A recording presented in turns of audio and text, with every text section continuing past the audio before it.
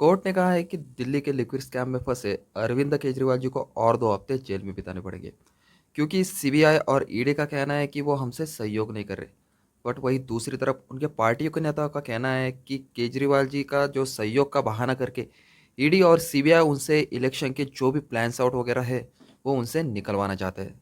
उधर जेडब्ल्यूएम के प्रेसिडेंट और साथ ही में झारखंड के चीफ मिनिस्टर हेमंत सोरेन जी को इलेक्शन से ठीक 2 हफ्ते पहले जेल में बंद कर दिया है।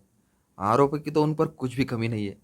आरोप की बात करें तो मनी लॉन्ड्रिंग, साथ ही में illegal position of immovable acids और कनेक्शन विथ लैंड माफियाज, ये सारे आरोप उन पर लगाए गए हैं। कुछ दिन पहले आपने ये खबर तो ज़रूर सुनी होगी कि कांग्रेस पार्टी के जो बैंक अकाउंट्स वगैरह है उन्हें सील कर दिया गया है, क्योंकि बीजेपी का उन पर एलिगेशन है कि उन्होंने लगभग 3,500 करोड़ की इनकम टैक्स की चोरी करी है। और जब ये बात कांग्रेस ने सुनी तो उन्होंने कहा कि भैया इतने ज़्यादा पैसे तो हमारे पास है नहीं। उनका तो डायरेक्ट सर चकरा गया, उन्होंने कोर्ट का दरवाज़ा खटखटाया। उन्होंने कहा कि इस साल का इलेक्शन हम तो कंगाली में लड़ रहे हैं, और इसी के चलते सुप्रीम कोर्ट ने थोड़ी सी राहत देकर उनका जो मतलब ये मैटर चल रहा है इनकम टैक्स का, उन्हें थोड़ा साइड बाय कर उस मुद्दे पर वो इलेक्शन के बाद में बात करेंगे, ऐसा सुप्रीम कोर्ट ने कहा। पश्चिम बंगाल में तो हमें हर दिन एक नया स्कैम देखने को मिलता है। कभी चिट्स फंड स्कैम, कभी एजुकेशनल स्कैम, कभी पीडीएस स्कैम। और इन सब से भी अगर मन नहीं भरा तो संदेशकारी में महिलाओं के साथ बेबर्ताव करने का एक नया ही मुद्दा। इसी के चलते जो वहाँ की ममता बनर्जी की जो छवि, उसे हर दिन नीचे गिराया जा रहा है। और ये बातें सिर्फ इन्हीं की नहीं है, बाकी अपोजिशंस की अगर हम बात करें तो जैसे कि नेशनलिस्ट कांग्रेस पार्टी शरद पवार की, दूसरी शिवसेना की मतलब उद्धव ठाकरे जी की जो शिवसेना है उसकी बात करें, समाजवादी पार्टी की बात करें, आरजेडी की बात करें या फिर सीपीआईएम की बात करें, ये सारे के सारे जो अपोजिशन है ना, वो सारे स्कैमर है, वो सारे चोर है। ये मेरा नहीं कहना है भैया, ये सब तो बीजेपी का कहना है। बीजेपी इसी के चलते बहुत ज़्यादा शोर मचाती कि भैया ये सारे अपोजिशन वगैरह ये सारे के सारे चोर है। देखा जाए तो ये सारे लांछन यानी कि सो कॉल्ड एलिगेशंस ये सारे अपोजिशन के ऊपर ही क्यों लगते हैं? क्योंकि बीजेपी का अगर बात करें तो वो भी एक पॉलिटिकल पार्टी है, लेकिन उसके ऊपर ऐसा कोई भी एलिगेशन हमें देखने को नहीं मिलता। इंडिया यानी कि भारत की अगर बात करें तो इंडिया भारत तो एक अलग ही मुद्दा है, जिसके बारे में हम अलग टॉपिक में बात करेंगे। भारत जिसे पॉलिटिकल दलदल माना जाता है, जहाँ पर एलिगेशंस लगना, स्कैम्स, घोटाले वगैरह ये सारे आम बातें, इन सारे दलदलों के बीच में से एक साफ सुथरा, बिना किसी लांछन का और सबसे ज्यादा मोदी वॉशिंग पाउडर या फिर टाइड से धुला हुआ ये कमल का फूल आखिर खिला कैसे? ये मास्टर स्ट्रोक आखिर बना कैसे कि बीजेपी ये कोर्ट कचहरी, ये एलिगेशंस वगैरह, ये ईडी के चक्कर, इन सारे से ऊपर कैसे बन गया? और इसी के चलते मतलब ये एक पार्टी मतलब जिसके ऊपर कोई भी लांछन है और बाकी के सारे अपोजिशन ये पूरी करप्ट है, स्कैमर है और ये देश के लिए कुछ भी नहीं कर सकती।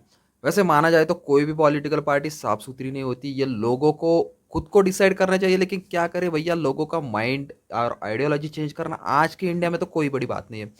सो आज के जस्टिंग के एपिसोड में हम इसी पर बात करेंगे कि ये मास्टर स्ट्रोक आखिर बीजेपी ने खेला कैसा है, और ये सारी पार्टियां सच में आखिर स्कैमर है और बीजेपी सच में एक मतलब, ये ज़्यादा डिटेल में मतलब इतना खुलकर नहीं बोलूंगा, क्योंकि खुलकर बोलूंगा तो आपके सर के ऊपर से जाएगा।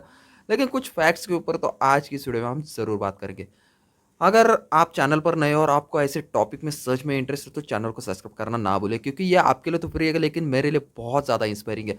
आपके एक सब्सक्रिप्शन से मुझे बहुत ज़्यादा इंस्पिरेशन मिलता है कि ऐसे नए नए टॉपिक्स पर मैं आपके लिए वीडियोस लेके आता रहूँ।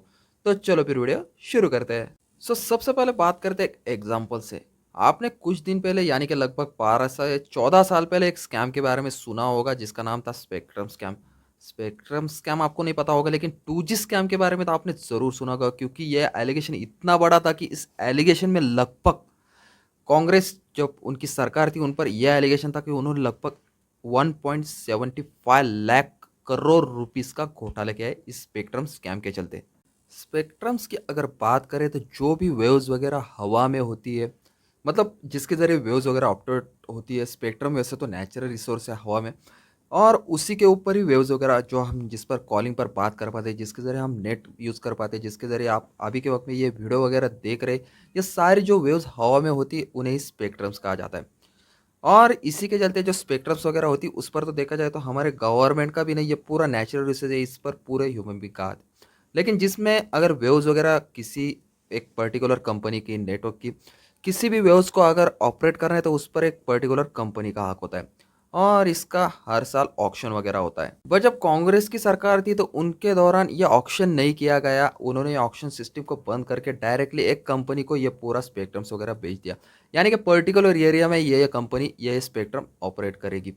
और इसी के चलते बीजेपी ने उन पर एलिगेशन लगाया था कि लगभग इसी स्पेक्ट्रम के चलते वहाँ से गवर्नमेंट को 1.75 लाख करोड़ रुपीस का फायदा होने वाला था, जो कि कांग्रेस ने ऑक्शन ना करा कर अपने जो पार्टी के जो खास लोग वगैरह बिजनेस पर्सन है उन्हें बेच दिया। अभी 2012 के बाद में क्या हुआ, ये सारा मतलब ये एलिगेशन वगैरह छिड़ा, ये सारे मुद्दे पर हम बात नहीं करेंगे। बात करते हैं सीधा 10 सालों के बाद की, यानी कि अभी की। ये ऑक्शन यानी कि जो कॉन्ट्रैक्ट उस वक्त साइन हुआ था ये खत्म हो गया, फिर से ऑक्शन की बात आई। अभी सुप्रीम कोर्ट ने तो कह दिया था भैया कि फिर से इसका ऑक्शन होना चाहिए, और बीजेपी का भी गवर्नमेंट चल रही तो उनका काम है भैया ऑक्शन करवाना। लेकिन बीजेपी ने भी ऐसा ही किया। बात करें अगर भारतीय एयरटेल की, तो भारतीय एयरटेल ने आपको तो पता ही होगा कि खुद लॉस मेकिंग में चल रही है, और लॉस मेकिंग में चलकर भी उन्होंने बहुत ज़्यादा इलेक्ट्रोल बॉन्ड जो है वो लगभग बीजेपी को डोनेट किए थे। इसी के चलते लगभग कहा जाता है 122 जो लाइसेंसेस है स्पेक्ट्रम बॉन्ड के, वो भारतीय एयरटेल को दिए गए। अभी ये न्यूज़ मतलब किसी आप तब की बात करेंगे जब अदानी जी ने एनडीटीवी को खरीद लिया है, उससे पहले एनडीटीवी ने इस न्यूज़ को पब्लिश किया था। बट देखा जाए तो अभी के वक्त में कोई भी न्यूज़ वाला इस पर बात नहीं करेगा, क्योंकि ये स्कैम है या फिर न्यूज़ है या फिर कुछ तो बीजेपी छुपा रही है, ये कोई नहीं बता सकता। लेकिन ये चीज़ तो सच में बीजेपी नहीं करेगी, उन्होंने भी ऑक्शन नहीं किया, और इसी के चलते सुप्रीम कोर्ट में ये बात आई, लेकिन इस मुद्दे को फिर से किसी ने भी नहीं उठाया, और 122 जो लाइसेंस थे वो सुप्रीम कोर्ट ने रद्द भी कर दिए। अभी ठीक है भैया, इस एलिगेशन की ज़्यादा कुछ चर्चा हुई नहीं, न्यूज़ में भी एलिगेशन वगैरह चला नहीं, और सोशल मीडिया भी इसके ऊपर चर्चा नहीं कर रहा, तो सही बात है भैया। बीजेपी मतलब बीजेपी ऐसा स्कैम कर ही नहीं सकती, बीजेपी के ऊपर ऐसा एलिगेशन लगाना ठीक नहीं है, क्योंकि वो बहुत ही अच्छी पार्टी है, साफ सुथरी पार्टी है, और पूरा जो अपोजिशन है वो सच में चोर है और स्कैमर है। अभी ये चीज़ मैं इतना कॉन्फिडेंटली नहीं कह रहा हूँ, क्योंकि ये बात इसलिए रियल हो जाती है क्योंकि मोदी जी के आईटी सेल के बारे में बहुत ज़्यादा चर्चा होती है। अभी बात करते हैं इसी आईटी सेल के बारे में। आपने कुछ दिन पहले ये चीज़ मतलब दे अगर आप यूट्यूब पर ज़्यादा एक्टिव रहते होंगे तो आपको एक चीज़ देखी होगी कि ध्रुव राठी जी ने एक वीडियो बनाया था। सच में बोलूँ तो वीडियो बहुत अच्छा था। अगर आप फैक्ट्स के ऊपर मतलब सच में भरोसा रखते हो, और अब अगर आप अंधा भक्त नहीं हो, तो उस वीडियो को जाकर ज़रूर देखिएगा, बहुत ही अच्छा वीडियो था। इसी वीडियो के चलते बहुत से लोगों ने उस बहती गंगा में हाथ धो लिया। डिक्टेटरशिप शब्द का यूज़ करके बहुत से लोगों ने अपने जो ओपिनियन है वो सभी के सामने रखे, और बहुत सारे वीडियोज़ वगैरह बनी। इसी बहती गंगा में हाथ धोने वाला मैं भी था। उस जो मैंने वीडियो बनाया उसका लिंक जो मैं डिस्क्रिप्शन बॉक्स में डाल दूंगा, प्लीज़ उसे चेकआउट कर लीजिए। अभी बात करें ध्रुव राठी जी की वीडियो वाले, तो उसके बाद बहुत सी वीडियोज़ वगैरह बनी, और बहुत से लोगों ने कहा कि जर्मन शेपर्ड, मतलब ध्रुव राठी को बोला कि जर्मन शेपर्ड, और मतलब जो कांग्रेस का पपेट वगैरह, ऐसे बहुत से एलिगेशन ध्रुव राठी पर लगाए गए। क्योंकि देखा जाए तो मोदी जी का आईटी से सच में एक्टिव है, ऐसा बहुत से लोगों का कहना है, और मुझे भी ऐसा लगता है, क्योंकि आज के वक्त में इंडिया में आइडियोलॉजी चेंज करना कोई किसी के लिए बड़ी बात नहीं।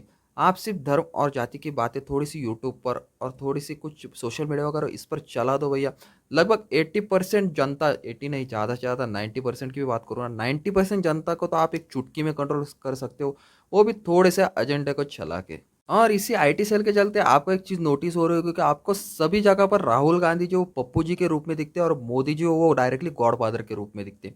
और इसी आइडियोलॉजी को चेंज करते करते बीजेपी ने अपने सारे दाग धो लिए, और जो मतलब कांग्रेस अपोजिशन वगैरह जो सारी पार्टीज है उन्हें डायरेक्टली मतलब पूरा जो चोर स्कैमर ऐसे बहुत से एलिगेशन उन पर लगाए, और खुद के दाग जो पूरे धो लिए। अभी बात करें फैक्ट्स की, तो फैक्ट्स तो यही दिखाते हैं कि सच में वो डिक्टेटरशिप की तरफ जा रहे हैं, लेकिन अगर उनका एजेंडा अगर अच्छा हो तो बोल नहीं सकते भैया इन फ्यूचर वो अच्छे काम भी कर सकते हैं। बात करें अगर गोदी मीडिया की, तो आपको पता ही होगा बीजेपी के बारे में, अगर गोदी मीडिया कुछ भी कह देती है तो भैया रातों रात उन्हें अदानी जी खरीद लेती है। इसका एग्जाम्पल बताने की बात नहीं भैया, एनडीटीवी और रवीश कुमार जी का हाल क्या है यह आप सभी को पता है। अभी एक ही प्लेटफॉर्म बचा था भैया, यूट्यूब, जहाँ पर बहुत से इंडिपेंडेंट यूट्यूबर अपने जो मतलब ओपिनियन वो वगैरह रख रहे थे। लेकिन जब यूट्यूब पर आप ज़्यादा जाकर रिसर्च करोगे ना, तो बहुत से बड़े बड़े यूट्यूबर्स भी कुछ कुछ ऐसे हैं जो बीजेपी को मतलब खुला सपोर्ट करते हैं। वो इस वजह से नहीं करते कि उनकी आइडियोलॉजी मतलब उन्हें लगता है कि बीजेपी आइडियोलॉजी अच्छी वगैरह। मुझे भी ऐसा लगता है कि बीजेपी का आइडियोलॉजी अच्छी है, लेकिन जब फैक्ट्स की अगर बात आती है तो वहाँ पर मुझे भी लगता है कि बीजेपी के आइडियोलॉजी सच में देखा जाए तो एक डिक्टेटर की तरह है। और इसी के चलते बहुत से यूट्यूबर को भी ऐसा लगता है, मुझे ऐसा लगता है कि बीजेपी की ओर से पेमेंट वगैरह आता होगा, इसी के चलते बहुत से यूट्यूबर वगैरह भी बीजेपी की ओर से डायरेक्टली बातें करती। और ध्रुव राठी जैसे जो इंडिपेंडेंट क्योंकि मैं जब से वीडियो वगैरह देखता हूँ, बहुत दिन हो गए, बहुत दिन ने बहुत साल हो गए ध्रुव राठी को अगर वीडियो देखता है, वो बंदा डायरेक्टली फैक्ट्स के ऊपर बात करता है। और जब वो फैक्ट्स के बारे में बात करता है तो वो डायरेक्ट खुला-खुला बात करता है। क्योंकि उसे पता है वो इंडिया में नहीं जर्मनी में है, इसलिए वो रियलिटी में बात करता है। क्योंकि अगर कोई बड़ा यूट्यूबर इंडिया में रहकर बीजेपी के बारे में अगर भैया बुरा-भला कह दे तो क्या पता उसके पीछे भी ईडी और सीबीआई आ जाए। अभी बात करें भैया 2024 के इलेक्शन की, तो 2024 के इलेक्शन में मोदी जी तो फिक्स है और बीजेपी गवर्नमेंट भी फिक्स है। लेकिन आगे चलकर जो भी इलेक्शन होगा उसमें मुझे तो ऐसा लगता है, अभी मैं मेरा इंडिपेंडेंट मत दूंगा भैया, मैं किसी का मतलब मैं फैक्ट्स जो देखता हूँ रियलिटी में उस पर ही बात करता हूँ। सो देखा जाए तो आपकी जो आइडियोलॉजी आज के वक्त में जो जात है धर्म है उससे बदल कर जो हमारी इंडिया की डेवलपमेंट है उसकी तरफ होनी चाहिए। एक एग्जांपल से अगर बताओ तो आपको एक चीज़ नोटिस हो रही होगी कि बीजेपी के गवर्नमेंट नितिन गडकरी जैसे एक बहुत बड़े नेता है, जो कि हमारे जो रोड अथॉरिटी वगैरह है, जो रोड्स वगैरह उनके जो मिनिस्टर है मतलब पूरे इंडिया के, अभी उनके हाथ में वो डिपार्टमेंट है, तो वो तो भैया इंडिपेंडेंट पर्सन थे, वो तो डायरेक्ट बोलते हैं मेरे पास कोई भी डिपार्टमेंट दे तो भैया मैं डायरेक्टली उस डिपार्टमेंट को एकदम ऊंचाई पर लेकर जाऊंगा। और आपको ये चीज़ नोटिस भी हो रही होंगी कि आज के वक्त में इंडिया में जो रोड से कनेक्टिविटी है वो बहुत ही ज़बरदस्त तरीके से, इंफ्रास्ट्रक्चर वो बहुत ही तरीके से ऊपर ऊपर चलते ही जा रहा है। अभी इस बात से मेरा बिल्कुल भी ये नहीं कहना कि मैं बीजेपी का या फिर नितिन गडकरी जी का कोई प्रचार कर रहा हूँ, भैया किसी के पास से मैंने भी पैसे नहीं लिए। लेकिन रियलिटी में बताओ सभी लोगों को ऐसा लग रहा है कि इंडिया जो बहुत ज़्यादा डेवलप होते जा रहा है, क्योंकि हमारे यहाँ पर कनेक्टिविटी बहुत ज़्यादा बढ़ती जा रही है। अभी एक एग्जांपल बताओ ना, तो मैं संभाजी नगर से बिलोंग करता हूँ। हमारे यहाँ पर एमआईडीसी में इतने ज़बरदस्त रोड बने हैं भैया, अगर आप मोटरसाइकिल पर भी ट्रैवल करोगे ना तो आपके पेट का पानी भी नहीं हिलेगा, ऐसे सीमेंट के ज़बरदस्त रोड है। लेकिन कंपनियाँ कंपनियाँ तो वहाँ पर से मतलब निकलते जा रही है। बहुत से लोगों ने जो बड़े बड़े प्लांट्स वगैरह थे, बहुत से कंपनीज के प्लांट्स वगैरह थे, वो आज के वक्त में वहाँ से निकलते जा रहे हैं। जॉब मतलब जो अनएम्प्लॉयमेंट का रेट वगैरह है, जो इन्फ्लेशन का रेट है वो तो बढ़ते ही जा रहा है, लेकिन दिखने में तो आपको एक बलून की तरह दिख रहा है भैया इंडिया, कि एक बहुत बड़ा बलून है, उसमें हवा भरी बहुत ज़्यादा डेकोरेटेड है, लेकिन जब उस पर आप पिन मारोगे ना तो रोड से डेवलपमेंट वगैरह नहीं होती रियल पर। वहाँ पर लोगों की अगर इनकम वगैरह बढ़ती है, लोगों को एम्प्लॉयमेंट वगैरह मिलती है, इन्फ्लेशन का रेट कम होता है, तभी वो जो कंट्री है वो ज़्यादा से ज़्यादा डेवलप हो पाता है। वैसे मैं टीयर 2 सिटी से बिलोंग करता हूँ, मेरे पास तो बहुत से ऐसे एग्जांपल है। हमारे डिस्ट्रिक्ट के बाजू में एक डिस्ट्रिक्ट के नाम नहीं लूँगा, वहाँ के एमपी का भी नाम नहीं लूँगा। वहाँ के डिस्ट्रिक्ट में अगर बात करूँ तो हमसे चिपक के लगभग 60 किलोमीटर में वो डिस्ट्रिक्ट है। वहाँ पर बहुत से गाँव में लगभग अभी भी 4-4 5-5 दिन तक बिजली नहीं आती भैया। अभी इसी से आप अंदाजा लगा दीजिए कि हमारा इंडिया बहुत ज़्यादा डेवलप होते जा रहा है। और देखा जाए तो संभाजी नगर में तो बहुत ज़्यादा मंत्री है, जालना में भी बहुत ज़्यादा मतलब एमपी जो मंत्री की रेंज में, इन मतलब महाराष्ट्र के बहुत से लोग, जो नितिन गडकरी जी भी बहुत।